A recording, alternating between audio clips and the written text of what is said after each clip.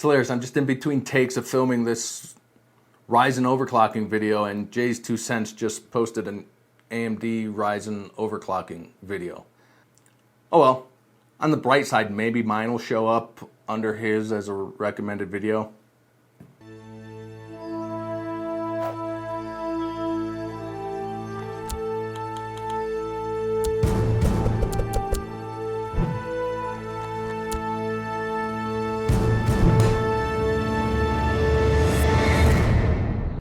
Hey guys, welcome to Elevated Systems. I'm your host CJ, and if you caught my last video, you should recognize this system.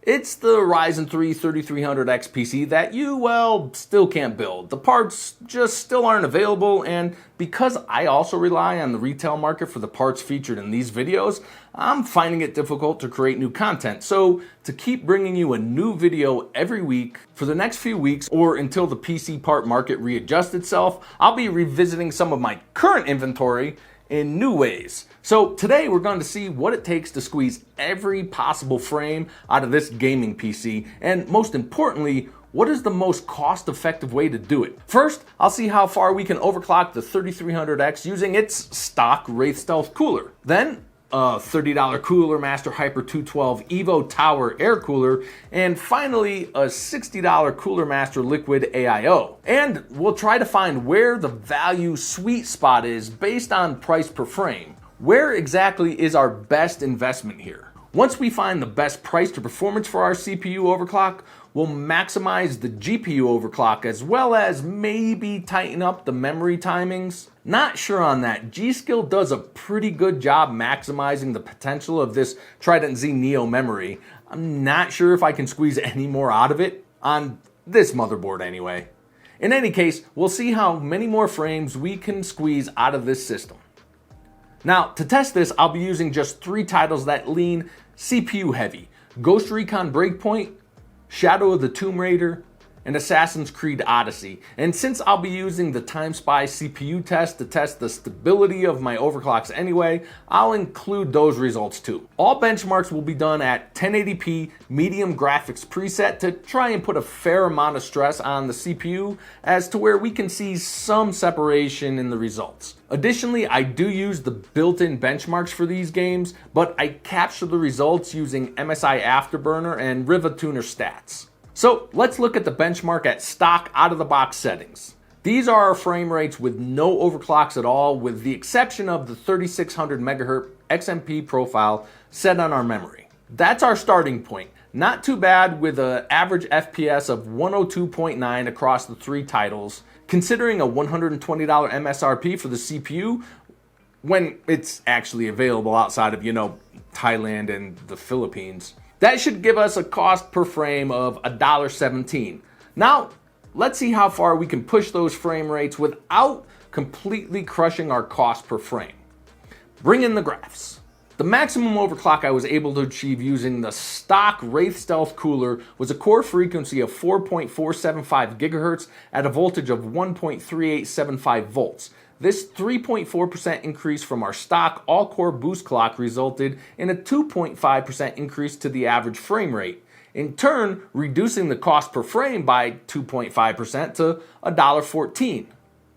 Installing the tower cooler, I was able to achieve a maximum overclock of 4.55 GHz at 1.4 volts. However, this 1.7% gain over the stock cooler overclock was only able to achieve a 0.6% increase to average FPS of 106.2. Additionally, the added $30 cost of the cooler increased the cost per frame by over 21% to $1.41. Adding the 240mm AIO was only able to squeeze another 0.5% out of the CPU with maximum frequency of 4.575 GHz at 1.4125 volts. This was the best my 3300X could do without resorting to exotic cooling.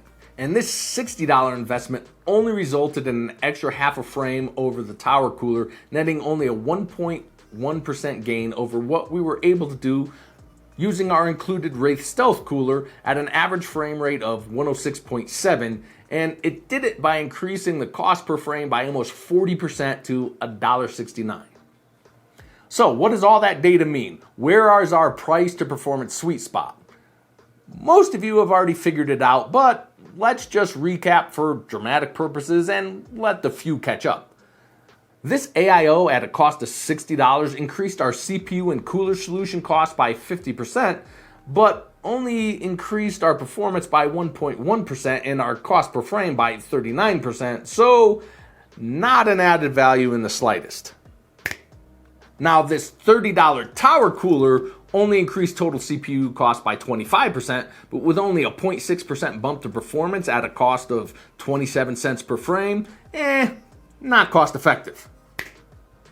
That leaves, what do you know? It was here all along. No increase in cost because it came in the box. And able to handle an overclock above its stock all-core boost frequency, giving us a 2.5% increase in performance. Ladies and gentlemen, the price to performance winner for overclocking the 3300X, the Wraith Stealth. Now, of course, if you scale up the GPU, the results will scale up too, and there may be a point where maybe the tower cooler starts to take the lead, but again, this is a test of this system as built. I won't go into my balance system speech again, you can see that in my last video. Now, what we're going to do is set the CPU overclock with our stock CPU cooler installed.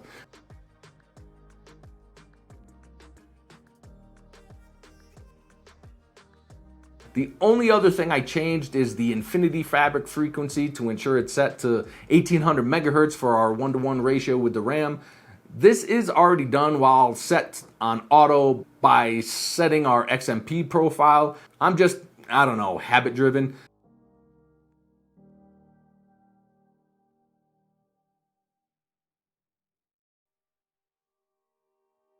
Anyway, with the CPU dialed in, I moved on to the memory, and as I expected, the memory is pretty much as tight as it's getting on a B450 motherboard. I ran the numbers using the DRAM calculator for Ryzen, and while I could tighten up some of the sub-timings, this wouldn't have resulted in any measurable and definitely no noticeable results, so I just left it with its XMP profile and moved on to the GPU. Now this Gigabyte RX 5700 gaming OC is factory overclocked, so there's not much headroom for overclocking, and I was only able to get a 65 MHz increase to the base frequency and a 100 MHz increase to the memory. I could get a bit higher in Tomb Raider and Ghost Recon, but then it'd crash in Assassin's Creed. That's the thing with overclocking a GPU, you really have to dial it in for your particular game. That's why there are profiles in the overclocking software.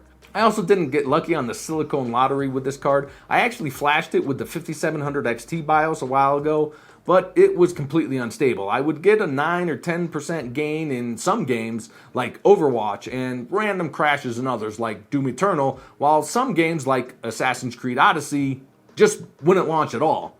So I flashed it back, and that's why you back up the original VBIOS. Anyway, on to the results. With our CPU and GPU overclocked, we achieved a 4.2% boost to average FPS and a 10.6% boost to our 1% lows over the stock out-of-the-box settings.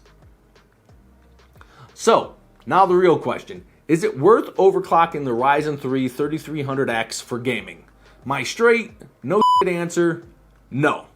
That's it. For those of you who are happy with that conclusion, get subscribed, hit the like button, and have a great day. For those who would like a bit more of an explanation, okay, while our 4.2% difference in FPS is measurable, it ultimately netted us 4.4 frames. That's it. Are you going to notice 4.4 frames? I mean, I'm not, and while the uptick to the 1% loads may, and I stress may, result in slightly smoother gameplay, it comes at a cost of significantly higher voltage and thermal load on your CPU. Temps increase over 10 degrees Celsius up to the mid 70s while gaming, and I hit CPU temps of 90 degrees running TimeSpy. That's only 5 degrees from thermal shutdown on this CPU. This added voltage and temp will degrade the CPU quicker. In probably about a year at most, you'll start to notice some instabilities. Typically, in order to correct this, you need to tick up the voltage a bit. However, here we're at the bitter limit of voltage for our cooling solution. So you'll need to back down the core frequency anyway. Of course, there are the cooling options I disappeared from my desk, but with the added cost, you might as well just get a better CPU like a Ryzen 3600. So my advice for this system as built, Just reset your BIOS to default, select your XMP profile for your memory, and don't fret the 4.4 frames you're missing. Or actually just about the 2 frames, because you can still squeeze a couple out of the GPU without touching the CPU. See? Silver lining. Okay, that's really it for this one, guys. Thanks for sticking around. If you like content like this, make sure you get subscribed, as next I'll be asking, is 4 cores enough for gaming in 2020? Or almost next. I actually need to build a portable video capture PC first. Anyway, until then, stay safe, and I'll see you next week.